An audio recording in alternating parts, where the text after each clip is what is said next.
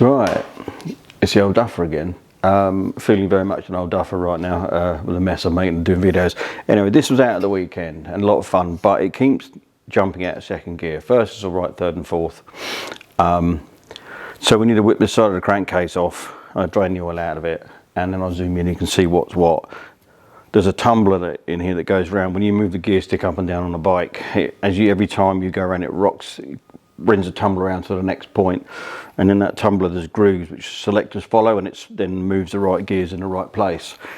Then what stops that tumbler turning is a disc on him with notches in it, and there's an arm with a wheel that sits in a spring-loaded arm into each notch in that disc and holds it in the relevant gear. Well, either the arm slipped out or it's new, so it can't be worn. It's not quite right, put it that way. So we're about to get stuck in and tear this apart. It ain't really that difficult. I want some of the dirt off and the dust because we don't really want that in there. I've drained the oil out of it anyway, and I have got a set of gaskets coming because it's very unlikely that I will get it apart without damaging the gasket. Might do, you never know. And I've also got to extend the footrests out by probably 30 or 40 mil each side, because the lad that rides this has got bigger feet than me and he's only 14 years old. Yeah, you know, you can lean forward at 45 degrees and he won't fall over, his feet are that big. But yeah, the foot pegs just aren't designed for a person with big feet, so we'll do that as well. Not today obviously, but let's get this to bits.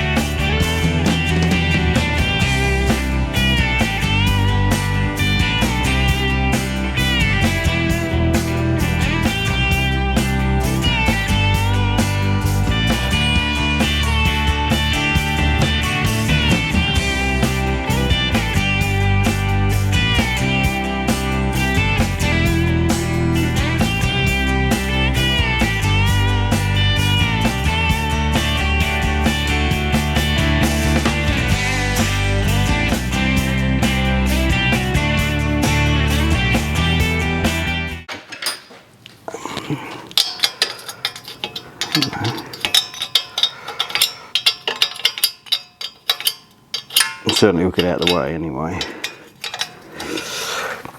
If I can get it under there with a 10mm socket.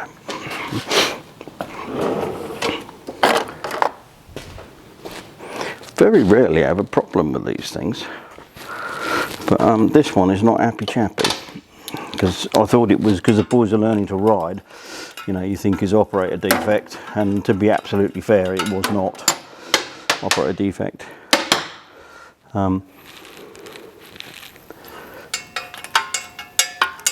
It was definitely playing up because I rode it and it was messing about.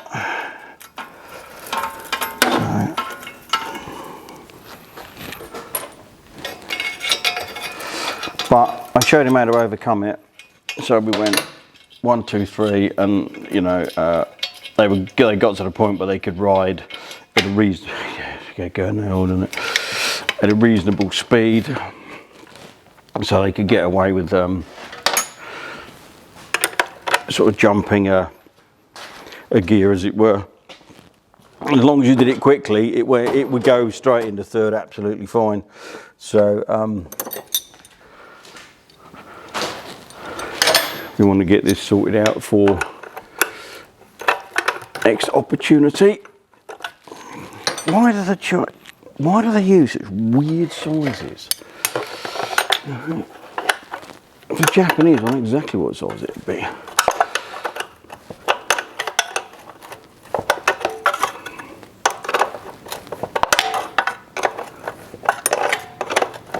I don't really want to take it off. I just want it to wiggle it out of the way. Like that. That kind of wiggle it out of the way. Got the sort of thing. And let it come under there. Stay there. Ah, yeah, I had to rip the gasket. Knew I would. Right. Yeah. It's behind that primary drive gear. So what I'm going to do, I'm going to stop the video because I've got to get this all to pieces.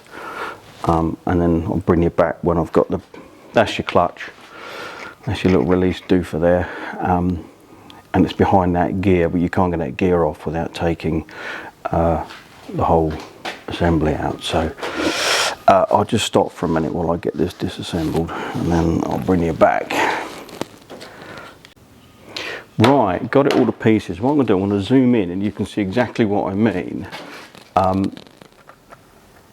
Hopefully see what I mean anyway.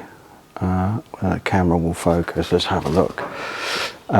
If not, I'll bring you in. But basically, this arm, no, it's not focusing very well. This is because the amount of times people say to me, especially with cars, oh, I've got a selector problem, it jumps out of gear. Well, it isn't the selectors that hold anything in gear, nor is it on a bike either. Basically, this spring-loaded arm there sits in these cutouts. Now on a Honda, where that hole is, there's a little roller bearing. I did a bit of ferreting about with the magnet because I was a little curious as to why we didn't have that bit. And hey presto, we have the roller on the end. Now what I've done on the end, I don't know if it's going to be any good, I basically peened it out. It was a tight fit back in there and I peened it out with a centre punch. So hopefully it won't fall out now. So we're going to get this back installed and get this full up with oil, and hopefully it will work. You cannot get this bit separately. You can get the gear shift mechanism because that's connected to a shaft which comes out the other side with your gear lever on it, and they often snap off. So you can get this bit, which is all part of it, no problem at all. What you can't get is this little bit. So hopefully that will work. If not, we'll have to come up with something on my Mitsubishi to me up, but hopefully that'll work. So yeah, I want to get this button back up and get it running. Right, all buttoned up, put back together. Should we see if it'll go? This should be a bit of a laugh. I'll drain most of the fuel out when we park them up, just so that if it's left for a while, we don't end up with a tank full of stale fuel and there's a choke here somewhere. Bit of choker in. Right, let's see if it'll start. Right.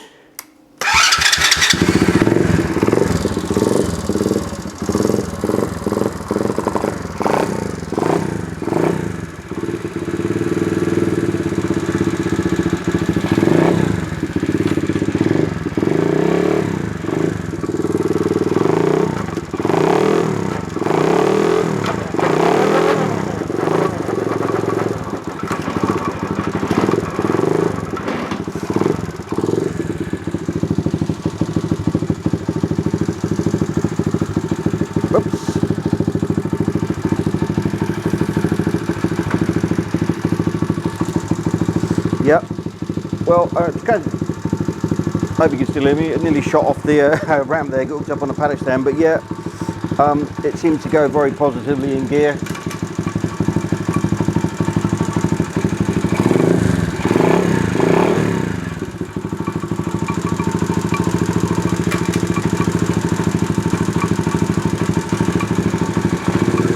Even if I put a bit of load on it.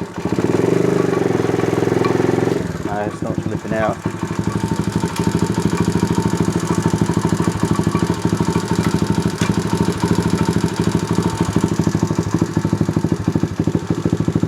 yeah, I think we'll call that a win. And let me turn it off a minute. And I use original cheap Chinese gaskets, so all OEM parts. I was going to weld the back of that little rivet in the arm, but it seemed really soft. And I didn't want to soften it anymore by heating up and annealing it. I mean, the Honda ones are hardened. And I managed to weld that one back together, and hopefully I didn't anneal it too much that it'll bend. Only time will tell. But yeah, that's a bit of luck. Went magnet fishing inside the crankcase, a bit shaky, and it popped out. And there was no teeth marks in it, so thankfully it hadn't gone around the gearbox, because that would have been a bit of a mess. So yeah, we're back in business. So I think we'll call that a win. And till the next time, ta-da.